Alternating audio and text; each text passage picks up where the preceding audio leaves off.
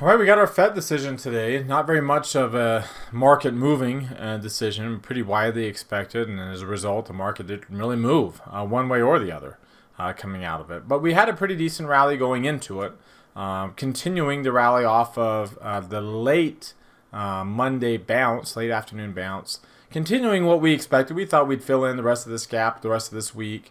Again, to kind of get this idea out there that we've experienced the pullback. I think that there's a lot of chat. I heard a lot of chatter of that today. I think we'll hear more of the chatter over the next couple of days as we continue to grind higher. So I'm going to break that down. But then after that's the big question, and so that's what we're going to talk about. And I'm going to share with you some charts as always, and kind of what I expect we'll see going through the end of the week and beyond, as I always do.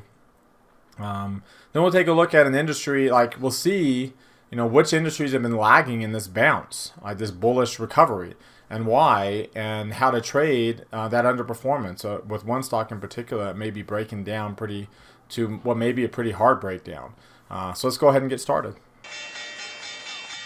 Today is Wednesday, September the 22nd, 2021. This is the Market Outlook from MarketScholars.com. My name is David Settle. All right, let's take a look at the S&P 500 with the market forecast indicator here, and you see that we have declined. So, like we mentioned yesterday, barring a huge rally to the upside, we were gonna drop into the bearish territory in the intermediate line. So, according to the market forecast chart, we are below 40. We have dark pink shading. We have a red line. I mean, we are in intermediate pullback mode. Now, granted, we're not below the 23% retracement level of this intermediate rally that we're on right now, so take that with a grain of salt. And if you say, okay, well, how about since the last the last time we at least dropped below 50? That's if we were to draw Fibonacci lines on that rally, then you could say, okay, well, we did drop below the 23% line there. So it wasn't quite an intermediate. We didn't even get a red line there, but it was about as close as one we got. And we actually did get one on the NASDAQ there. And we actually did get one later here on the Dow, I believe, in July. But you could say, okay, well, we have dropped below the 23% line of that move. Like we got to it the Friday before expiration and broke down to the 38% retracement level and held that line so far for our support. Now, again, you might think, oh, we're out of it. We're done. This is the pullback. Remember, we're not done retracing until you're back above, in this case, 44.30, which would actually be the top of this gap. There's a lot of reasons why that is such an important level to get above if we are indeed done with this pullback. The near-term line is up. It's out of bearish territory. It didn't spend very much time. We do have that bullish convergence or divergence, I told you about. The higher lows, the lower lows there. So we are coming off of that. We are still, despite the weakness, we are still well below the moving average. We're still like more than 1.5%. So we're not breaking up anytime soon back above zero there. So keep that in mind. Again, you can see the 2.5% mark is kind of the level of where, okay, we are in pullback mode there. See, we didn't get 2.5% there. And that brought the intermediate line down. We got closer. We actually got closer to it there. We got 2.33%. On this level, we got 2.55, so 2.57 was the levels we got below the 30-day moving average. But far enough to you can see, like over here, we got right back above it. 2 days later, we got right back above it.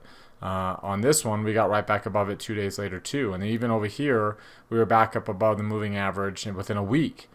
So now the question is, are we going to be back above the moving average within a week? Well, we got below it.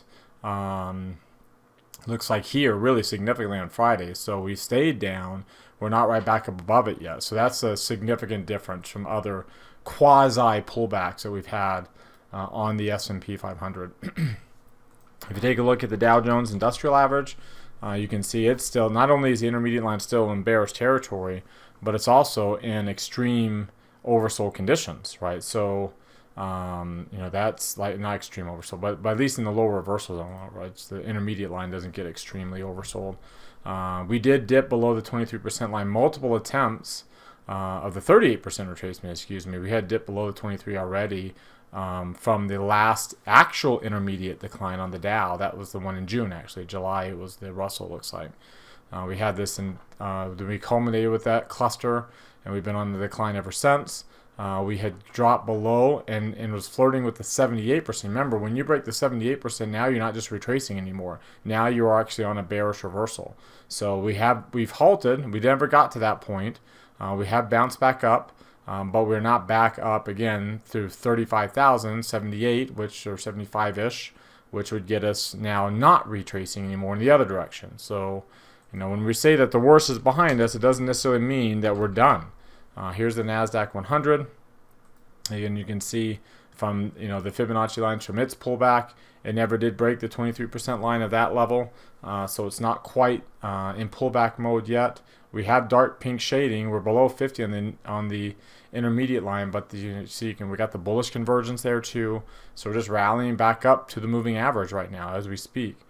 So it never really did start a pullback like the other two, and then of course the Russell isn't quite there yet either. We do have dark pink shading and a red line, but we've been so sideways that we don't really have a really good trend going one way or the other in the moving average. And we got a little bit of a morning star candlestick pattern developing with its own bullish intermediate or bullish near-term divergence with the higher lows on the near-term line with the lower lows there. So the market forecast suggests that we have some broader weakness. But in the short term, we're getting a little bit of strength, and I would expect that little bit of a strength, not very much, but enough to get us to 44.30 by the end of the week is probably going to be what we have in the next couple of days before we get to that. That's our next inflection point. That's the point that either you get back up above it, and we're going to grind up higher and start maybe a new multi-month intermediate run here, 1 to 3 months, coinciding with the end of the year seasonality. That really hasn't kicked in yet. It's not until October. It's actually not until the beginning of November.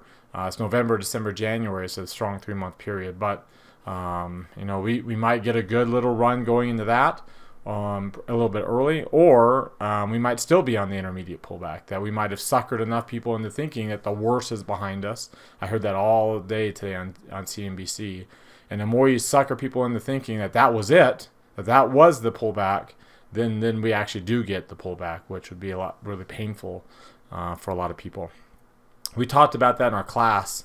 I had a class today on marketscholars.com. We talked about why there is such a concept of weak hands, and how do we compare like our returns that we're at currently in our portfolio. What do we compare it to? Do we compare it to the pace that we've been on for the past few months? Do we compare it to the pace that we've, the long-term pace that we've been on?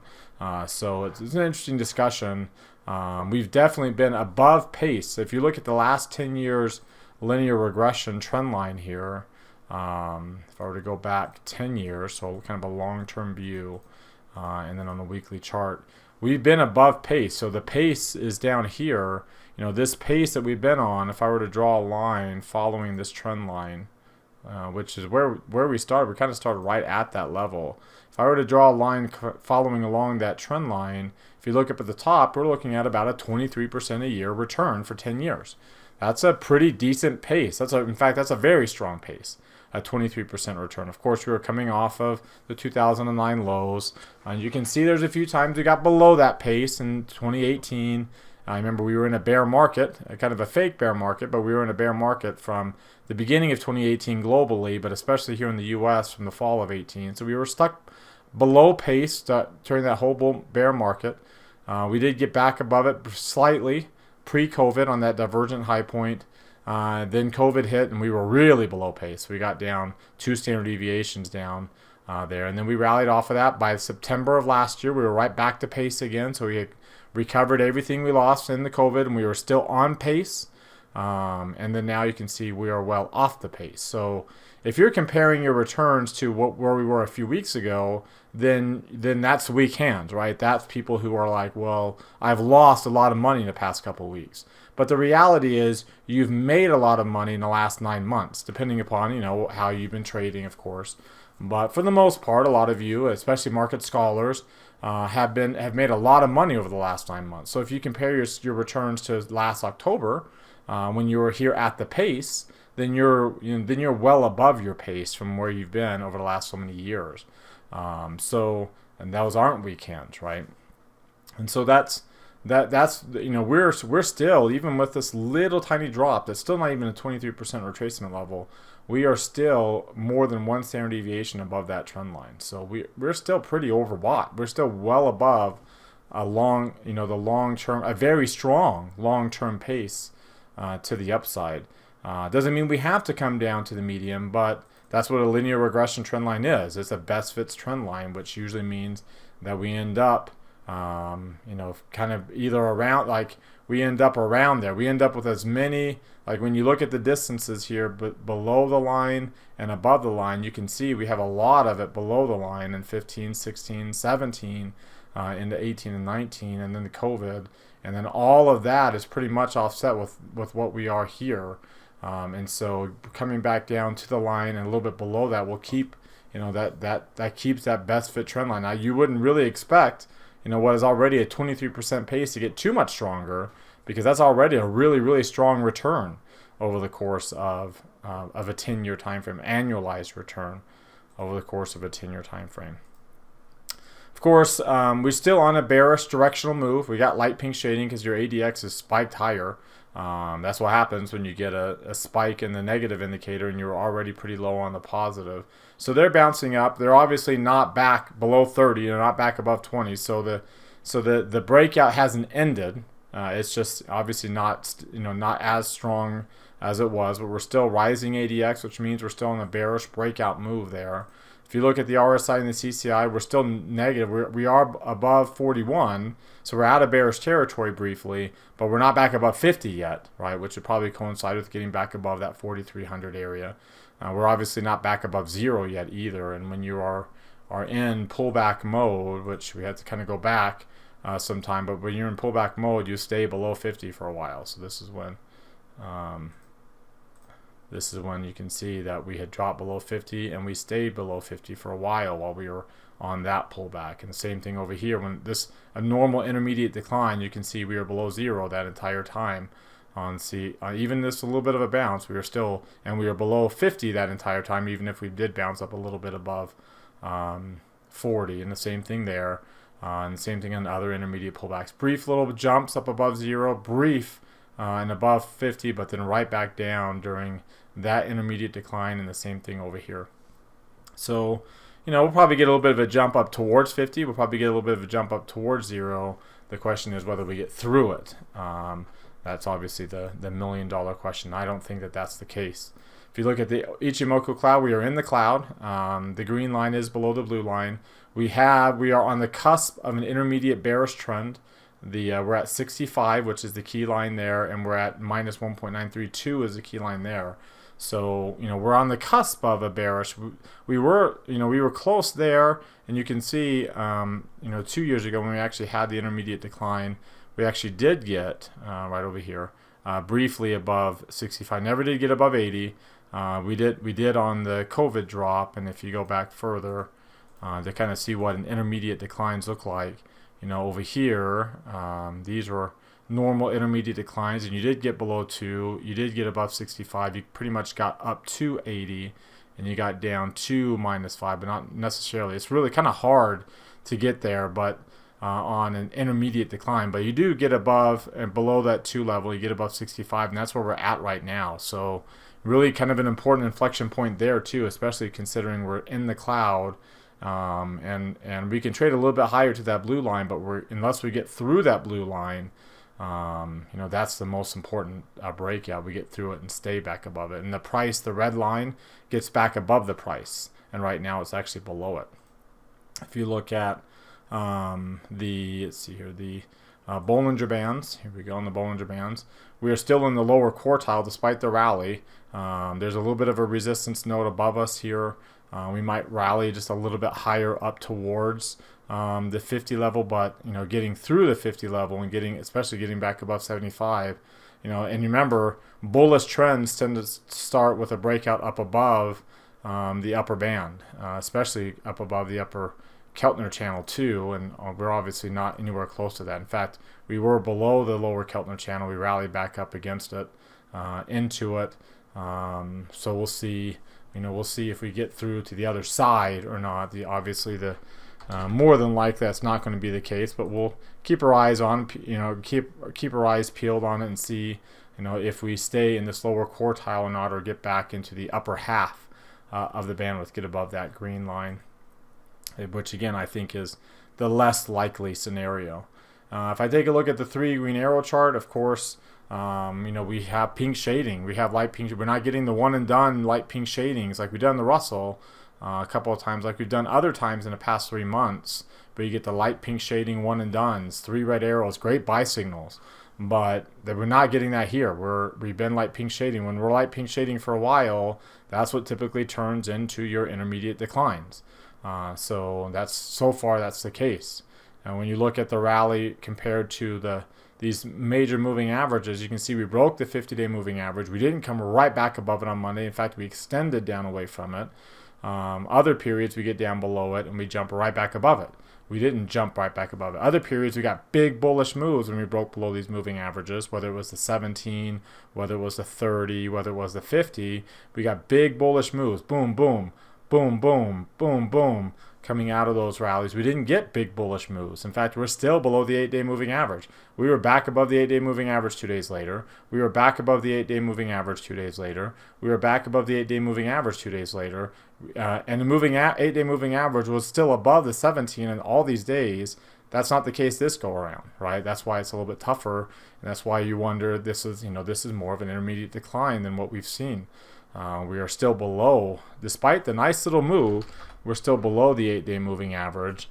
And remember, IWM is actually flirting with the 200-day, right? It's been a couple of days below it. We're back above the 8-day and the 50, but we're still in between these lines. And the top of these lines right now is this volume node, or this point of control. So as long as we trade within these lines, which is what I expect over the next couple of days, I think IWM got most of its strength this week already. So if we continue to trade between this, again, this convergence of all these lines makes it really easy to break out in one direction or the other. And if I were to go back to the Keltner channels, where was it? On IWM again, we haven't really broken out here. The bands are still inside, the Bollinger Bands are still inside the Keltner channels there, and we haven't broken down. We still have red dots. So, you haven't started the trend yet. We've been so sideways, so many red dots for so long. We've had a few instances where it tried to expand away, but never, again, the trend is when you get between the Bollinger Bands and the Keltner channels for a good period of time, and we just haven't had that, right? It's been mostly red. Red dots down there at the bottom. Let's take a look at the intraday chart, and you can see we're almost done filling in the gap. I think, remember, 443 is your important level, so that's a little bit above the gap up towards the bottom of the value area. You can see a lot of resistance up above that area. So I think we're still I think the rest of the next couple of days, we might still fill in some of this. We might get some volatility up and down, but I think we'll fill in the rest of that gap sometime before the end of the week. And then if you look at the IWM, there we go. We have filled in the gap, right? So we are done there. And if you look at QQQ, we have filled in most of it, so there's a little bit more room left to go there. And then the diamonds, we've got a little bit of room left to go as well. So just a little bit more upside, but IWM has already done it, so that's why I don't think there's a whole lot left to IWM to its gains. I expect it will lag over the next couple of days as these others continue to finish what IWM already did today. I might, if there is any volatility to the downside, you might get, a little bit more volatility in the small cap index. If you take a look at the, we did get a higher high, we did get a higher low, we did close at the high, so slightly above it, slightly above it there, so pretty much right at it. But that's a bullish candle, higher high, higher low, closing near the high of the day, above yesterday's high. So a relatively a bullish candle there. I don't think we'll get another one of those. I think we'll start to get kind of, whether or not we close above this orange line tomorrow, I think we'll get more neutral bullish candles over the course of the rest of this week. Again, let's one more time look at that 3 green arrow chart for today's volume.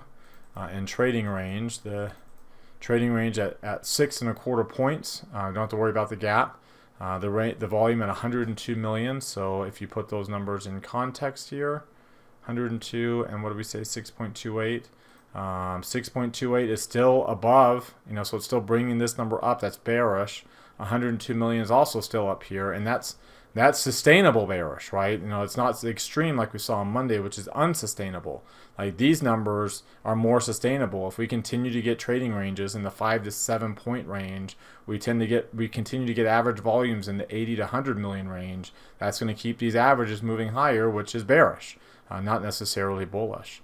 When you look at the volatility index, you can see that we have dropped down towards 20. We have dropped down towards 90%. When you compare it to the 3 months. If you look at it on this moving average chart, you can see we are coming back down towards the 200-day moving average. That's kind of what we expected after Monday's rally. We talked about the move coming back down. I expect that will continue. I expect that we'll probably get a little up and down, but we'll finish and be around this 20 level by the end of the week. Again, that would be an inflection point. If we break it hard, then we're bullish again. But if we hit this 20 level and we stay above the 200-day moving average, and we stay above this 90% mark and make a rally back higher, we stay above 20 and make a rally back higher, then we know, okay, the worst is not behind us, and all the people who think that was the case and bought that dip, are going to be really, talk about weak hands, they're going to be the ones that are going to be the most painful over the next few weeks, if that ends up being the case. But not until next week, right? I think the rest of this week will just kind of gradually grind at least downwards here on the volatility index. So it will look like, by the end of this week, it will look like we've had our pullback. And I think a lot of people will think we've had our pullback. And then we will actually get, what is, again, it's kind of hard to consider, a 3% drop of a 38% rally, or a 3% drop of 100%, 102%, I believe, market sentiment rally. That's hardly a pullback, right? So that might be all we get for all we know. We might go up and just start a new, 20, 19, 25, whatever percent rally coming off of a new intermediate low point, a new multi-month intermediate run that takes you up higher. That could very well be the case. It's unlikely, but it could very well be the case. The more likely scenario is we'll get people thinking that that's the case, and then we'll get more of a 5 to 10% drop, which will actually be not a bad thing at all. Like, to get down to 4,000 would be a 10% drop from, more than 10% drop from the highs, but it would be a normal exhale according to the Fibonacci retracement, and then it would provide us a good 19, 25, 13, 14, 15% rally to the upside off of that, in my opinion. So what do you think? Do you agree with that assessment? Do you disagree? Let me know in the comment section below. Either way, what charts or indicators you're looking at that would suggest why you're either a lot more bullish than I am, or whether you're a lot more bearish than I am. All right, before we look at some other charts, I invite you to subscribe to our YouTube channel. Mouse over this icon here on the bottom right corner of your screen, hit the red subscribe button that pops out. There's also one down below the video if you're watching us on YouTube. That notifies you when our videos are posted. Also, while you're down there, hit that thumbs up icon. That tells us you liked the video today, and it tells us you want us to do another video again tomorrow. Quick way to give us feedback. Of course, if you don't like our videos, you don't have to click on anything. While you're down there too, comment. What did you get out of the videos today? What stood out to you? What questions or comments do you have? Post those in the comment section. Join our website at marketscholars.com. There's a link popping out there in the top right corner of your screen. Click on that link to subscribe to our site for free. Follow me on Twitter for more content between the videos from day to day. There's my handle at DavidSettle42. Join our Market Outlook Facebook group that we've created. Alright, if you're watching this here on our blog post, come down over here, check out some of these other things on the right. Click on this icon right there, Market Outlook Live. It takes you to this page. This is where I review all the existing trades. We closed a couple trades from previous Market Outlook videos today. So check that video out to see kind of why we did what we did and how we did it. We also already put on today's trade idea that you'll see at the end of the video. We already put it on today before the market closed. We did that here as well. Also, if you come over here, you can see all of our upcoming events that we have on our calendar. If you click on this view more or come up here to trading rooms, that takes you to this page. You can see our full list of all of our archives as well as all of our upcoming classes as well for the rest of this week, and see and then the rest of next week, the rest of the month there. If you come down here, click on this heart, it opens up a new tab. Click on that like button right there. Also click on this thumbs up icon and opens up another new tab. Hit that like button there as well right here. Again, the more you do that, the more people will see our content because of the engagements it has. That's why we always ask. We appreciate those who do like it. Helps get our content out to all of our followers. It also benefits you because Twitter and Facebook promote content in your timelines from the accounts that you engage with the most. So we try to make it really easy for you to engage with us right here. All right, now let's get back to what's driving the price action. Of course, we had the Fed meeting today, and that was a big driver. Let's take a look at and how things performed just today alone. Actually, let's go back to like the last couple of days to yesterday and today to kind of put them in context together. You can see the biggest gainers were international equities and small cap stocks, really rallying the most. If you take a look at what dropped the most, especially going from including last Friday, those are two areas that really dropped the most too. Large cap tech, the emerging markets, small cap stocks, all of those. But as you can see, we've recovered a lot of those gains. The Qs and the SPY has not. They're still down 2% from where the things really started to get bearish on Friday. And you can see their safe haven areas maintain their strength. In fact, here today, the dollar rallied up. So did gold off of its lows at least. And then bonds really rallied, which means bond yields fell, which is kind of interesting. Coming out of the Fed meeting, you would not have expected bond yields to fall. But if you take a look at bond prices, you can see they are in a bullish mode. We are above 80. You can see we are dark green shading and green line. They're in a bullish trend right now.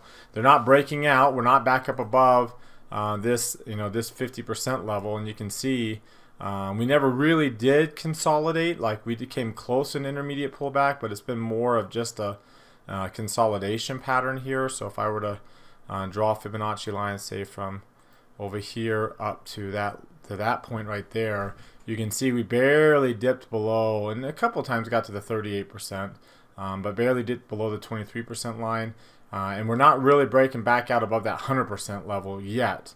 That would suggest that we're kind of going to new highs again, but it looks like there's a good chance. That's a strong near-term line. Big, strong bullish posture. If you look at the dollar, which is the quote currency here in this currency pair, again another oversold cluster with the intermediate line dropping back below 20. The market sentiment lines also just barely above 20, but down in that area. You can see the near-term line and momentum line have been in bearish territory for a while. You can see this the weakness that the dollars have back down below that 38% retracement level, back down to retesting some of these low points that we had going into August expiration, as well as back here in late March, early April. So some pretty significant strength in the dollar and in bonds and somewhat in gold. Like if you look at gold here, it's not really going much of anywhere. We can't necessarily look at gold relative to the dollar. We have to look at gold relative to the S&P 500. Here, let me come back here because I didn't type that in correctly apparently. Let's try that again. So gold compared to SPY. There we go. And so you can see, it was down today. Gold was down relative to SPY today, but you can see we're off of the lows. We had really kind of hit a low point last week, and then boom, in the last 3 days, 1, 2, 3 days, we got back. We got all the way up above that 50% or 50-day moving average, coming back down, but still above the 8 and the 17, which are kind of trying to figure out what to do with this 30-day. You can see the MACD has been bearish for so long. Now it's turning slightly positive with a positive CCI, which haven't had for a while, and with the RSI has been gradually moving higher. So gold's been on an underperformance against equities for a long period of time. You have to go back, let's see if we go back 10 years, to see a period of time where it was positive. It was during this bear market that we were in, starting in the fall of 2018, a couple of instances, one period in 2019 we had some outperformance, and then of course with the COVID spike, we got all the way up to 2016 levels, but we've been on the decline ever since. In fact, when you look at it this way, look at GLD here on a weekly chart, but then compare it down here instead of to global equities, just compare it simply to the S&P 500.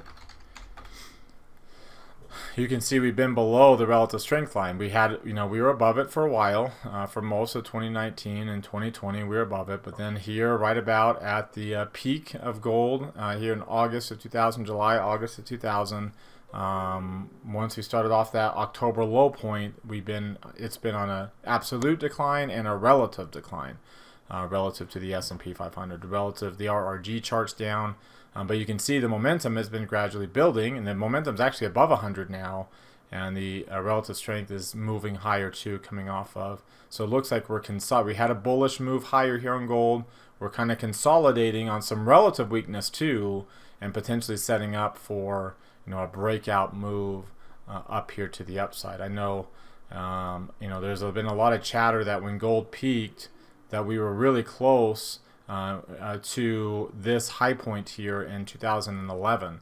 On an absolute basis, we were in July and August, but on a relative basis, according to SPY, we weren't even close.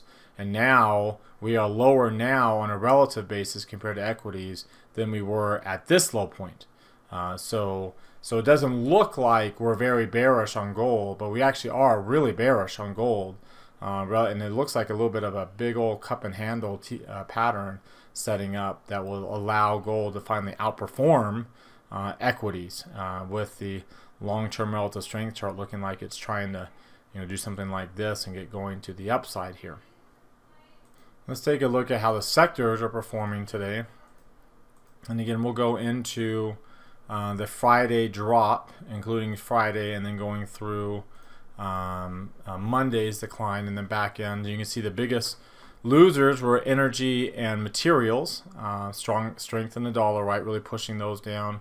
XLC and XLK were also big underperformers, and of course financials. You have healthcare holding up, as well as other safe haven areas, staples, real estate, and utilities. Well, now that's all kind of one big mess, because now everything is kind of rallied here the last couple of days.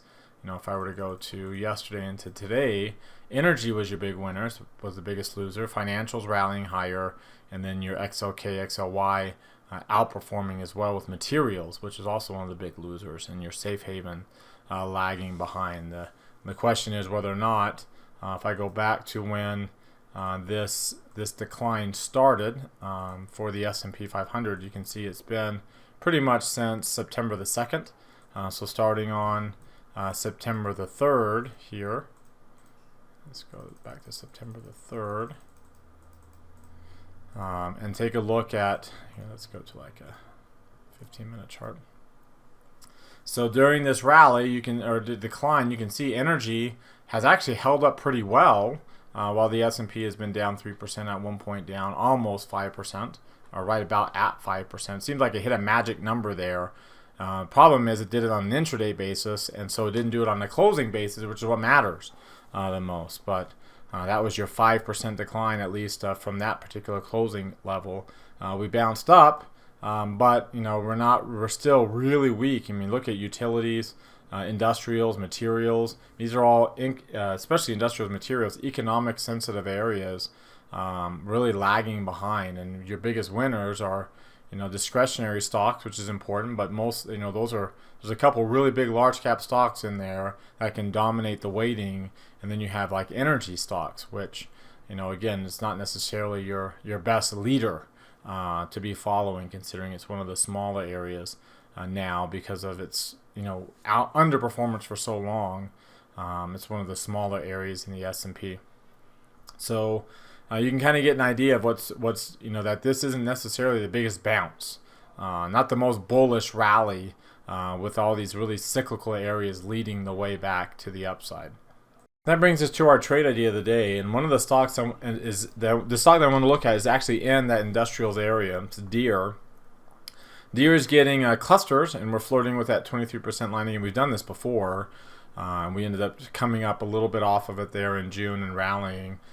You can see the market sentiment line, was coming down from pretty strongly bullish levels there, is not coming down from very strongly bullish levels here. In fact, it didn't even get in the reversal zone. So if we get bearish again here, which we already are, we have the likelihood of being more bearish here for a while, because the market sentiment is coming down from what would be a much lower low point.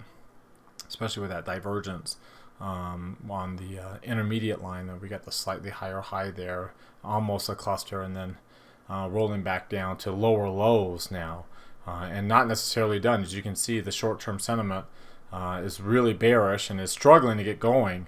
It doesn't look like it will necessarily break out to the upside, and more likely will kind of come out and then peak maybe in neutral territory before coming back down into this level. If you take a look at its long-term chart, we were in a bearish mode. There we go. We're in a bearish mode there, almost breaking below the 40-week exponential moving average, as well as that 23. You can see the PPOs falling, the Hakinyashi candle, bearish candles are getting bigger. It's actually going to be even big. You know, there's going to be a good size one next week too, depending upon how we follow through with today's selling, especially if we get a long lower shadow there. If you take a look at the 3 green arrow chart for deer, you can see the MACD histogram is rising a little bit, so I expect there'll be a little bit of short-term strength, but not very much of some. And you can see dark, pink shading across the board. 3 red arrows. It doesn't look like we'll get a green arrow anytime soon, even on the stochastics, which is usually first if we're that far below the moving average. If you take a look at that chart on the 2-line version of the chart, excuse me, it's actually right. I hit the wrong one. It's actually this one. Nope. The wrong one again. This one. Thought I hit that one the first time.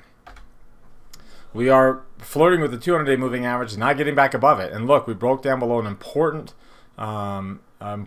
resistance level, and there's not a lot of support down to that 38% Fibonacci retracement zone. If we break the 23% line, we would be well below the 200-day moving average, and without a lot of volume to hold us up. I mean, we could come all the way down here to the 50% retracement very easily, but you have Fibonacci support down just underneath the 300, about 295 or so. Very important levels. You can see on the directional movement index, we have light pink shading, so the ADX is rising, making its way up. We're still in bearish breakout territory there. If you look at the Ichimoku trend cloud, we have a bearish trend going. We're below -2. We're above 65, so we have a bearish trend going. We're below the cloud. The green line's below the cloud. The price, the red line's well below the price. So we're on a bearish trend. If you look at the Bollinger Bands, you can see we are flirting with getting below all this volume. We've got the very strong resistance above us, very little support below us. Bandwidth is rising. We're in the lower quartile of the chart, and when you look at the Keltner channels, we're actually trading right along with that lower channel. So we can, again, when you're on a trend one way or the other, you trade in between these lines when you're getting this big breakout move in the bandwidth. See, this is the biggest. We're breaking out. The bandwidth's breaking out above what was its previous peak over the last 150 days. So this is breakout mode. There's a very good likelihood we could break below that 23% line. So with that in mind, I want to do a little bit more of a speculative trade on deer. So we came down, we sold for November, so give it a little bit of time. We sold the 300, bought the 310 strikes. So this is what it looks like here. And let's go out to November on this chart. And then, should zoom this in a little bit. So we position size around a half a normal position size because it's a low probability trade. But if it, so we put a little bit less than $500, but if it works out, we get more than $2,500 of reward. So well over easily over a 5-to-1 reward to risk ratio in a worst case scenario. And you can see how your max gain is inside of 1 standard deviation from here.